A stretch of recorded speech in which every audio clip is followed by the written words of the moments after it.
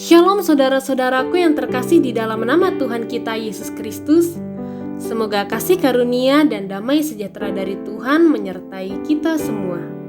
Saudara-saudaraku yang terkasih, sebelum kita merenungkan firman Tuhan pada saat ini, jangan lupa untuk subscribe, like, dan apabila ada dari saudara-saudara ingin memberikan tanggapan serta masukan, bisa langsung komen di bawah.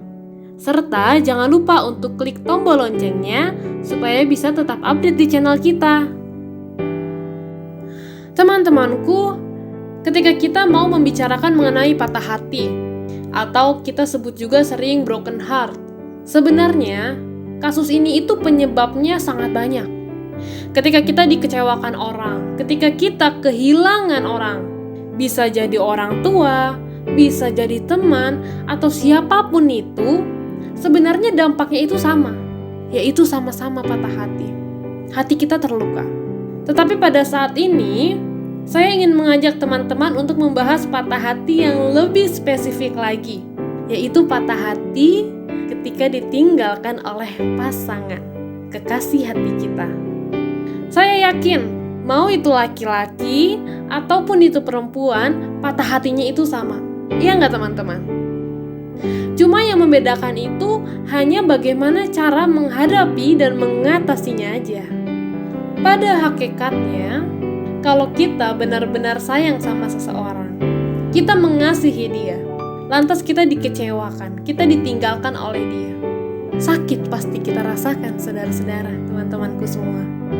Tetapi ayo kita coba sama-sama mencari solusinya dari Alkitab. Mari kita buka Mazmur 147 ayatnya yang ketiga. Ia menyembuhkan orang-orang yang patah hati dan membalut luka-luka mereka. Berapa banyak dari kita yang pernah mengalami patah hati, tapi yang the real patah hati? Atau ada mungkin dari kita yang sekarang sedang galau, gelisah, gundah karena baru mengakhiri hubungannya dengan si pasangannya. Kalau dalam konteks relationship, kita harus terbuka teman-teman. Kita nggak bisa hanya memandang pihak yang tersakiti hanya pihak yang ditinggalkan. Kita nggak boleh berpikiran hanya seperti itu. Karena terkadang ada beberapa orang yang memang harus mengakhiri hubungannya karena dia sadar. Dia melihat ada yang tidak benar, ada sesuatu yang tidak beres, yang tidak berkenan di mata Tuhan. Jadi mau tidak mau, satu-satunya solusi untuk kedua pihak yaitu dengan mengakhiri hubungan tersebut. Meskipun sebenarnya dia pun masih sayang, dia pun masih mengasihi pasangannya. Tapi untuk bisa berjalan di jalan yang benar, dia terpaksa mengakhiri hubungannya. Jadi patah hati itu di suatu hubungan bisa dialami, bisa dirasakan oleh siapapun dan oleh pihak manapun. Bagi teman-teman nih yang udah pernah atau mungkin sekarang lagi putus cinta, apalagi pas lagi sayang-sayangnya sama si dia, pasti tahu bagaimana rasa sakitnya, rasa down-nya, rasa pusingnya, dan bagaimana hancurnya si hati itu. Ya gimana gak hancur, gimana gak sedih ketika kita kehilangan orang yang kita sayang, kita dikecewakan oleh orang yang kita percaya, ya pasti sedih rasanya. Dan itu fakta. Tapi ada fakta lain yang harus teman-teman tahu. Dari firman Tuhan yang baru kita baca tadi, ternyata ketika hati kita sedang terluka, ada dokter yang selalu siap untuk mengobati luka kita sampai sembuh. Siapakah dia? Tuhan kita. Ternyata Tuhan kita itu tahu sakitnya kehilangan orang yang kita sayang. Pasangan kita salah satunya. Makanya dia bilang, dia akan membalut luka-luka mereka. Siapa mereka itu? Ya mereka itu adalah kita yang sedang patah hati, yang sedang broken heart. Karena dia tahu sedihnya kita itu bagaimana. Kita boleh bertopeng dengan tertawa, dengan tersenyum untuk menutupi kesedihan kita dari banyak orang. Tetapi itu semua gak bisa berlaku di mata Tuhan. Karena Tuhan kita gak bisa dibohongi teman-teman. Di sini masalahnya, apakah ketika kita lagi patah hati, ketika kita lagi disakiti, ketika hati kita ini sedang terluka, apa kita mencari Tuhan?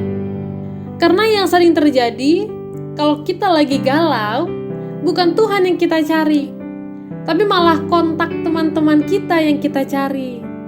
Gak salah teman-teman. Tapi kalau kita mau cerita ke teman-teman kita, jangan sampai kita lupa untuk konsultasi dulu ke Tuhan. Karena yang bisa menyembuhkan luka di hati kita hanya diri kita sendiri dan hanya dengan campur tangan Tuhan. Seringnya juga kita begini, udah tahu nih hati kita lagi luka, lagi sakit, tapi kita hanya fokus ke penyebab sakitnya. Kita hanya fokus ke lukanya doang, bukan ke pengobatannya, tapi ke lukanya. Akibatnya apa? Lukanya gak sembuh, yang ada malah makin parah karena kita gak obatin. Tahukah teman-teman, pada saat itu, pada saat hati teman-teman lagi dipatahkan oleh pasangan teman-teman, pada saat itu juga sebenarnya tangan Tuhan sedang terbuka lebar untuk memeluk teman-teman, dan Dia siap untuk mengobati hati teman-teman sampai pulih. Sesayang itu, secinta itu Tuhan Yesus kita kepada kita. Mazmur 34 ayat 19. Tuhan itu dekat kepada orang-orang yang patah hati, dan Dia menyelamatkan orang yang remuk jiwanya. Datang ke Tuhan, teriak ke Tuhan untuk disembuhkan oleh Tuhan. Karena teman-teman baru bisa menjalani hari depan dengan baik hanya kalau kondisi hati teman-teman itu sehat. Kita manusia yang memiliki Tuhan kok. Tuhan kita baik kok. Tuhan kita sayang sama kita kok. Jangan mau sama seperti dengan orang-orang yang tidak bertuhan. Ketika saudara, ketika teman sedang dipatahkan hatinya oleh seseorang, datang ke Tuhan, minta kesembuhan. Maka kesembuhan akan teman-teman terima dan teman-teman dapatkan. God bless you.